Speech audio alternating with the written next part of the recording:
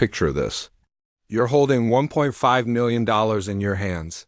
Serious money, the kind that bends reality. With that stack, you could land in rural France and purchase an actual stone castle. Thick walls, dozens of rooms, a drawbridge. Maybe even a resident spirit who silently disapproves of your wine pairing. Now take that exact same $1.5 million and land in Toronto or Vancouver. What do you get? A half-attached wreck that reeks of damp carpet with a basement so low you're permanently folded in half just to exist inside it. This is Canada. Home of maple syrup, reflexive apologies, and a housing market that's become a financial singularity dragging everything else into its gravity well. While the rest of the developed world spent decades building companies, exporting technology and creating things of actual value, Canada placed a single bet.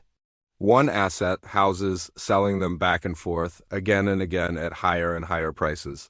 It's amusing until you run the numbers. Then it turns into a nightmare. In this video, we're going to tear apart how real estate didn't just expand in Canada, it consumed the entire economic body.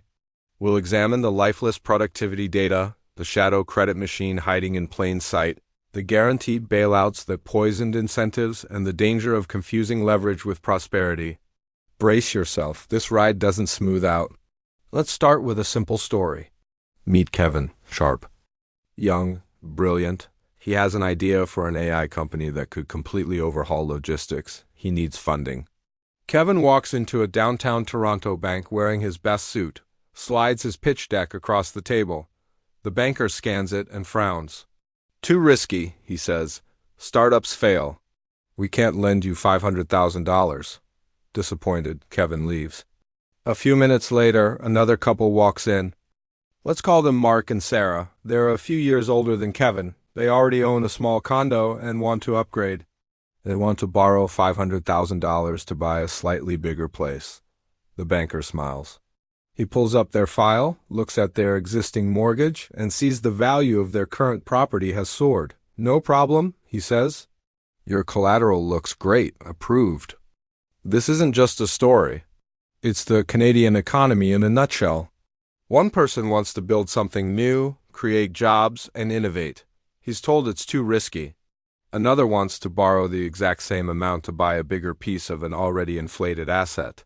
He's told it's a sure thing. Our entire financial system is tilted in one direction, housing.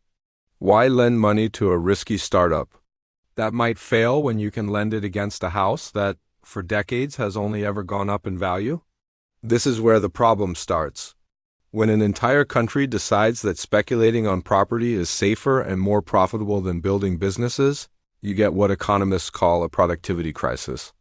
Canada's productivity, basically, how much economic value we create per hour of work, has flatlined. It's stagnated for years, falling further and further behind countries like the United States. We're not inventing the next iPhone or building the next Google. We're too busy flipping condos. Our brightest minds aren't becoming engineers or scientists. They're becoming real estate agents and mortgage brokers because that's where the easy money is. Now you might be thinking, but a strong housing market is good, right? It makes people feel wealthy. And you'd be touching on the most dangerous illusion of all, confusing debt with wealth. The skyrocketing home prices aren't based on a boom in wages or a surge in economic output. They're built on a mountain of debt.